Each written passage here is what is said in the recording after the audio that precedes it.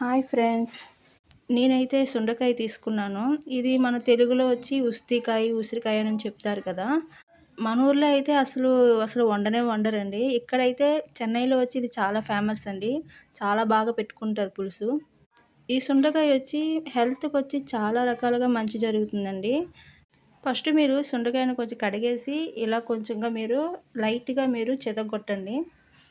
ఇలా అన్నీ చెదగొట్టిన తర్వాత దీన్ని ఉప్పు నీటిలో ఏసుకొని తీసుకోవాలి. ఇలా ఉప్పు నీటిలో వేయడం వల్ల దీంట్లో ఉండే వగరంతా కూడా పోతుంది. అలాగే హార్ట్ ప్రాబ్లమ్ ఉన్న వాళ్ళకి, క్యాన్సర్ ఉన్న వాళ్ళు కూడా ఇలాంటివి తీసుకోవడం వల్ల చాలా మంచిదని చెప్తున్నారు.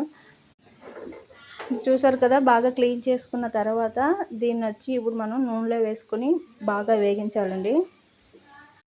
ఇలా బాగా వేగిన తర్వాత దీన్ని ఒక ప్లేట్‌లో తీసుకొని పెట్టుకోండి. వేరేగా పెట్టుకోండి.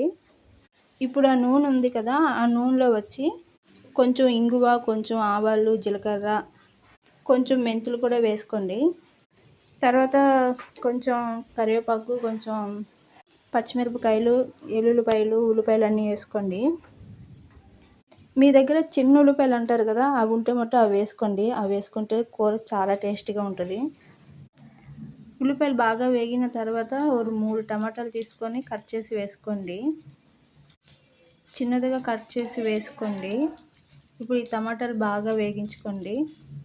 ఓ 2 నిమిషాలు మూత పెట్టేయండి. బాగా మగ్గిన తర్వాత మీరు కొంచెం పసుపు, కొంచెం కారం వేసుకొని తర్వాత మీరు వేగించిన సుండకాయ ఉంది కదా! ఆ సుండకాయ వచ్చి దీంట్లో వేసుకోండి. దీంట్లో వేసుకొని కొంచెం అటు ఇటు కలుపుకొని బాగా కలిపిన తర్వాత చింతపండు పిసికిన వాటర్‌ని వేసుకోవాలి. దాంట్లో కొంచెం ఉప్పు వేసుకోండి.